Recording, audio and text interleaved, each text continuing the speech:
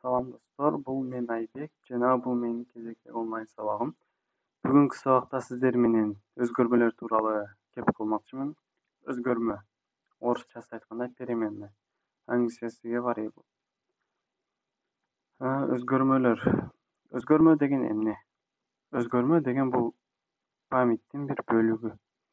Эгер биз памятти клеткалардан турат деп эсептесек, элестетсек, память ошондо өзгөрмө бул ошол клеткалардын бирөөсү. Ошондо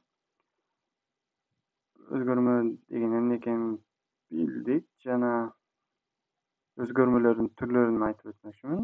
Өзгөрмөлөрдүн бир канча маанилүү эң көп колдонулган түрлөрү бар. Алар integer, long, char, float, double'дар болот.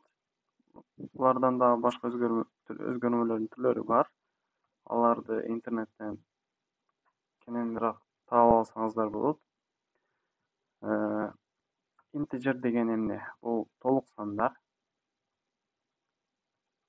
Толук сандар, long деле толук сандар, бирок алардын эс тутуму менен айырмаланат. Эс тутумунун көлөмү менен айырмаланат. Мисалы үчүн integer 2-32 даражасында айтканда 32 биттүү сандарды сактай алат.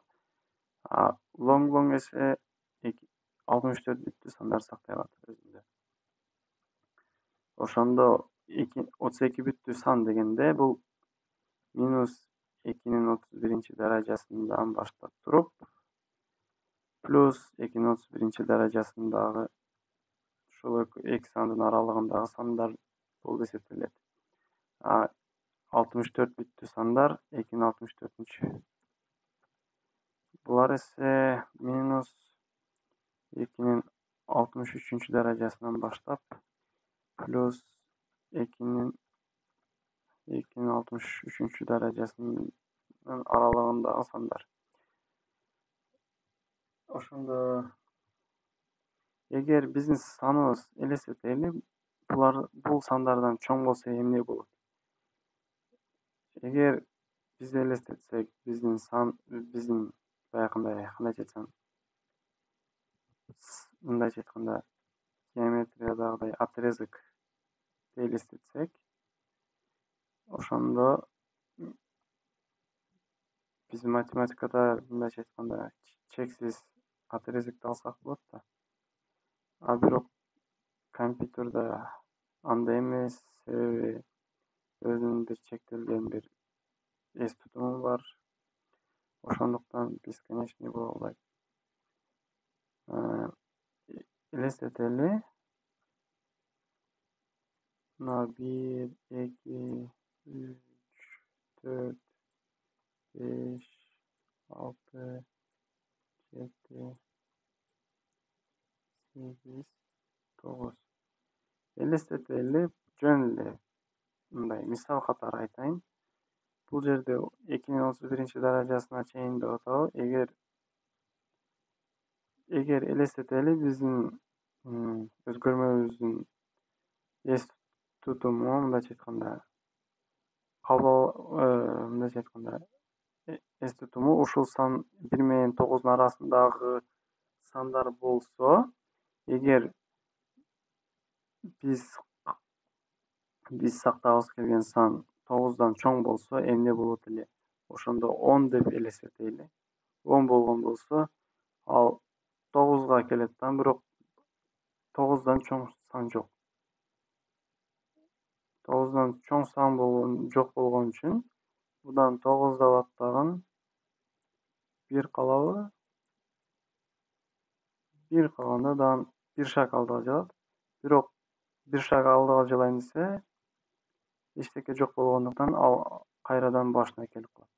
Ошондо эгер сиздер ушул өзгөрмөгө 10 деген санды сактайын десеңиздер, ал 10 эмес 1 болуп калат. Эгер 11 сактайын десеңиздер 2 болуп калат. Эгер 21 сактайын десеңиздер, кайра эле 1 болуп калат. 3 болуп калат экен.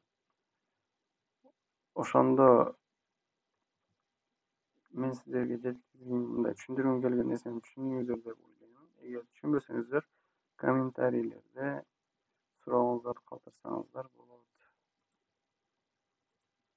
Ошо сиздерге муну түшүндүрүп өттүм. Чар деген эмне? Чар деген бул мындайча айтканда тамга, характер. Мындайча айтканда символ десек болот. Чар деген бул ASCII деген символдордун тизмеси бар. Ошол символдордун бирөөсүнө айлана алат. Мисалы үчүн чар C болушу мүмкүн, A болушу мүмкүн, B болушу мүмкүн. Бул тамгалар бир эле тамгала болбой, сан деле болушу мүмкүн, бирок бул чар сан болсо, сиздер аны бул жөнөкөй сандар катары пайдалана албайсыздар, себеби бул сандын мындайча айтканда тиби интеджер эмес, толук сан эмес, чар болгондуктан колдоно албайсыздар. Ошол float деген эмне? Float деген бул реалдуу сандар. Реалдуу сандар бул сандар 45,5 боло алат, 2,3 боло алат жана башка сандарды өзүнө тута алат. Бирок өзүңүздөр билгендей эле толук сандар андай сандарды өзүнө сактай албайт. Ошол сиздер менен бүгүн мындайча айтканда упражнение көнүгүү катары жөнөкөй бир калькулятор жасайлы. Мисалы бизге 2 сан берилсе, биз алардын мындайча айтканда суммасын, көбөйтүндүсүн жана айырмасын жана ошол нерселерин чыгарайлы. Мисалы үчүн 2 сан берилет. Sin AB. Sin деген бул киргиз дегенди билдирет. Эгер sin деп туруп integer A'ди салсаңыздар, B салсаңыздар, мурдагы сабакта көргөнүңүздөй кара экран чыккан эле го. Ошол экрандан сиздерден 2 толук сан киргиз деген запросту күтөт, мындайча айтканда команданы күтөт. Ошол Cout дегенди мурдагы сабакта айтып өткөн элем. Ошондо бизге бул 2 сандын суммасын чыгар десек, A плюс B деп туруп чыгарып коебуз. Мындайча set ulukl lc all деп туруп көргөз дейчи.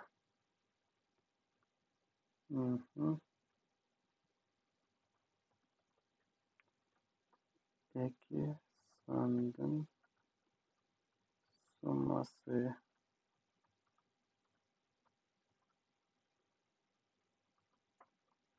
деп жазып туруп жана көбөйтүндүсүн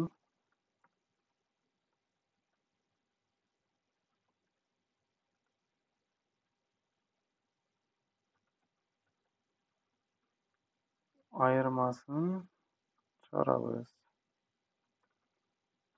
Ayırması.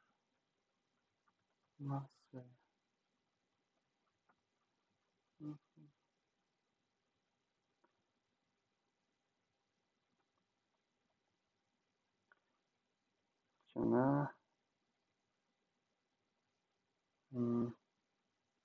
остаток калдыгы дейли. Калдыгы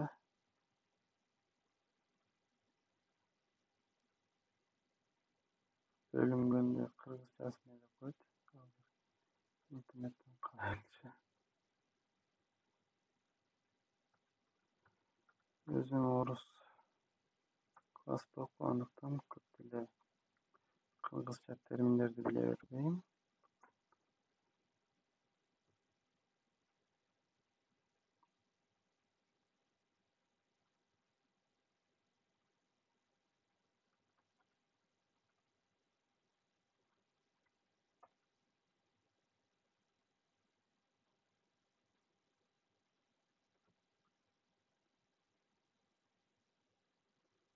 болсо деле түшүнүңүздөр деп эсептейм, деп ойлоймун жана үмүттөмүн. Кийинки сабакта буюрса.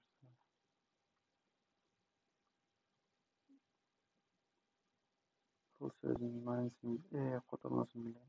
Үйрөнөм.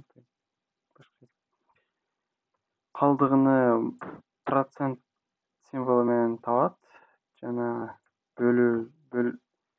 аны бга бөлгөндө бөлөбүз. Бирок бир нерсеге күбө болушуңуздар керек. Частности деп коеюн. Кийинки сабак частности деп коелу. Азыр не істегенімді қылайын. Көрсетемін.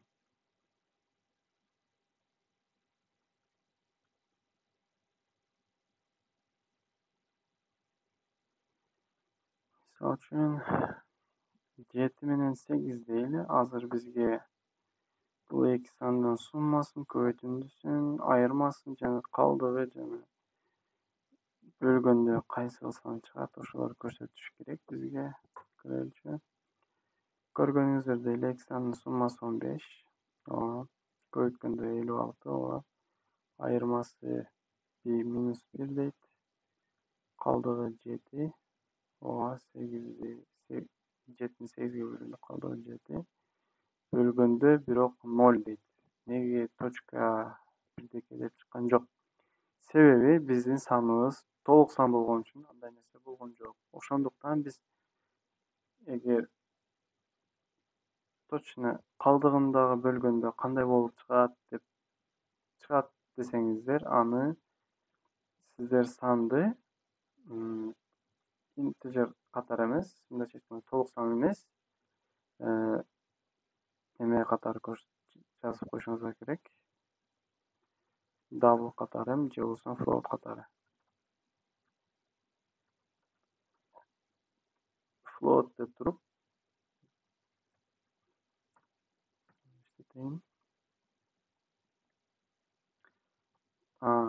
флотта бирок калдыгын көрсө болбойт. Ошондуктан биз мындайча айтканда бул сандарды бул жерде толук сандарга айлантырып турабыз.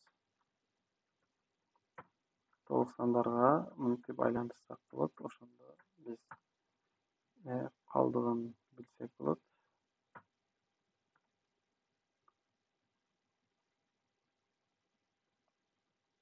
7-8. Эки сандын суммасы 15, 56 минус 1, калдыгы 7 дейт. Частности